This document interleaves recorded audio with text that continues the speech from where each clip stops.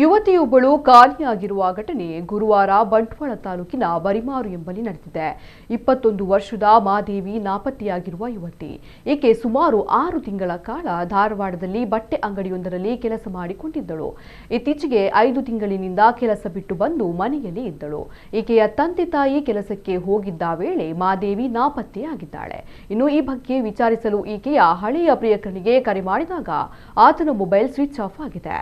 ಸದ್ಯ ಪೋಷಕರು ಬಂಟ್ವಾಳ ಗ್ರಾಮಾಂತರ ಪೊಲೀಸ್ ಠಾಣೆಗೆ ದೂರು ನೀಡಿದ್ದು, ಮಾದೇವಿ ಹೋಗುವಾಗ ಹಣ ಮತ್ತು ಚಿನ್ನವನ್ನ ತೆಗೆದುಕೊಂಡು ಹೋಗಿರುವ ಬಗ್ಗೆ ದೂರಿನಲ್ಲಿ ಉಲ್ಲೇಖಿಸಿದ್ದಾರೆ. ಈ ಸಂಬಂಧ ಪ್ರಕರಣ ದಾಖಲಿಸಿಕೊಂಡ ಪೊಲೀಸರು ತನಿಖೆ ಮುಂದುವರಿಸಿದ್ದಾರೆ.